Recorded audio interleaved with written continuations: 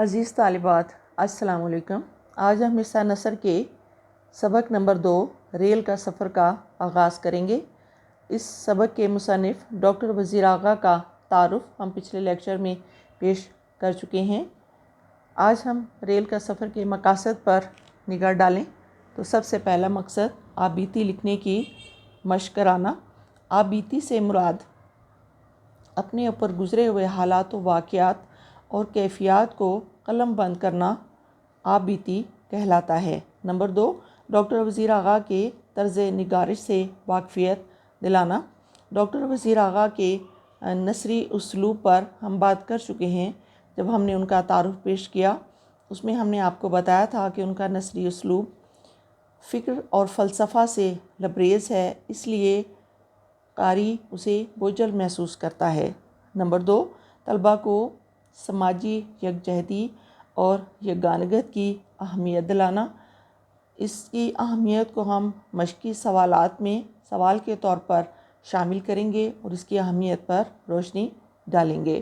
Number 4، ادب پارے کے مرکزی خیال اور خلاصہ لکھنے سے روشناس کرانا۔ اس لیکچر میں ہم مرکزی خیال اور خلاصہ بھی پیش کریں گے۔ اب ہم ذخیرہ الفاظ کی طرف جاتے ہیں۔ بچوں، یہ سبق جب آپ سٹارٹ کریں گے، آپ اس کو پڑھیں گے تو اس میں آپ کو بہت سے محاورات بھی ملیں گے اور نئے لفظ بھی آپ کے سامنے آئیں گے۔ جیسے محاورے میں ہوائی اڑانا یعنی غلط بات کی مشہوری کرنا۔ اس کے علاوہ نئے الفاظ میں بھانت بھانت کا یعنی طرح طرح کا، بادی نظر، سرسری نظر سے، اقامت پذیر، قیام پذیر، استہزائیہ، مذاق اڑانے کا انداز، مریل جسمانی طور پر کمزور ہونا، گڈمڈ ملا جلا، بول عجمیوں یعنی عجیب و غریب حرکتیں۔ اس کے علاوہ بھی کچھ نئے لفظ اس سبق میں آپ کے سامنے آئیں گے، تو بچوں اپنی عادت میں ڈکشنری کنسلٹ کرنا شامل کیجئے تاکہ آپ نئے الفاظ کا ذخیرہ کر سکیں۔ اس کے علاوہ تلفظ لفظ کی صحیح ادائیگی کے لیے بھی ڈکشنری ہی آپ کی صحیح رہنمائی کر سکتی ہے، اس لیے ڈکشنری کو کنسلٹ کرنا لازمی ہے۔ اب ہم سبق کے خلاصے کی طرف چلتے ہیں۔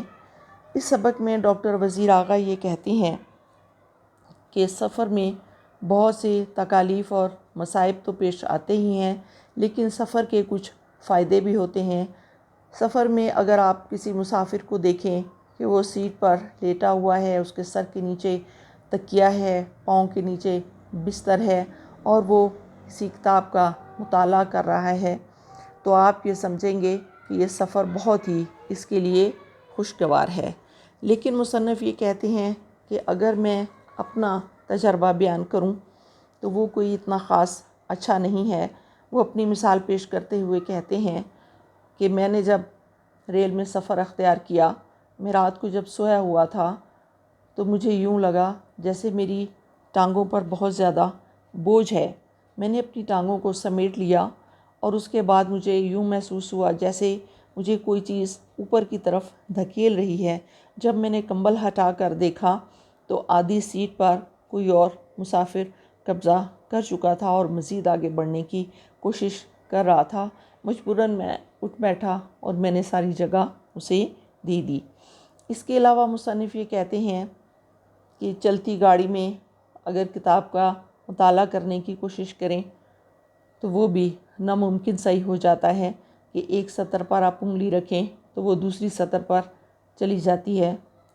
کبھی پانی پینے کی کوشش کریں تو اس میں بھی ناکامی ہوتی ہے۔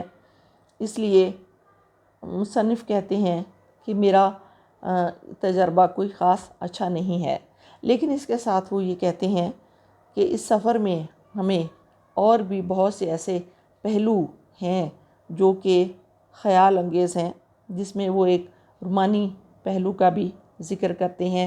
اور اس کے علاوہ وہ کہتے ہیں کہ سفر میں ہمیں مختلف انسانوں سے ملنے کا موقع ملتا ہے جن کی عادات مختلف ہوتی ہیں، ان کے پیشے مختلف ہوتے ہیں اور فطرتی طور پر ان کے اندر کی خوبیاں اور خامیاں وہ بھی ہمارے سامنے آ جاتی ہیں۔ کچھ لوگ بہت ہی ملنساری کا اظہار کرتے ہیں، کچھ بہت خاموش طبع ہوتے ہیں، کچھ اتنے باتونی ہوتے ہیں کہ ان سے جان چھڑانی مشکل ہو جاتی ہے۔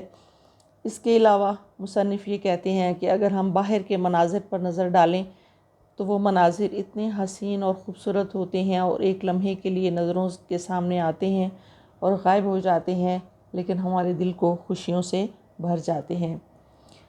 لیکن مصنف آخر میں یہ کہتے ہیں کہ ریل کا سفر کوئی جسمانی آسائش کا سبب نہیں بنتا۔ یقین مانیے، اگر کوئی یہ سمجھتا ہے کہ یہ سفر جسمانی طور پر بہت آسائش فراہم کرتا ہے تو یہ ہوائی ضرور کسی دشمن نے ہی اڑائی ہوگی۔ اب ہم اس سبق کے مرکزی خیال کی طرف چلتے ہیں۔ مصنف ریل کے دوران پیش آنے والے تکالیف اور مشکلات کا ذکر کرتے ہوئے کہتے ہیں کہ بہت سے لوگ ہمیں اس کے فائدے بھی بتاتے ہیں اور یقیناً اس کے فائدے بھی ہیں، لیکن مصنف کہتے ہیں کہ مجھے تو ٹرین میں بیٹھ کر نہ تو سکون سے سونے کا موقع ملا، نہ ہی میں صحیح طریقے سے پانی پی سکا اور نہ ہی میں کسی کتاب کا مطالعہ کر سکا۔ ہاں، البتہ یہ ضرور ہے کہ مجھے دوسرے لوگوں کی بہت سی فطرتی عادات دیکھنے کا موقع ملا اور سفر کے دوران دوسرے لوگوں سے ملاقات کا بھی موقع ملا، جس سے مجھے بہت سے نفسیاتی پہلو میرے سامنے آئے۔ اس کے علاوہ مجھے باہر کے مناظر نے بہت زیادہ خوش کیا۔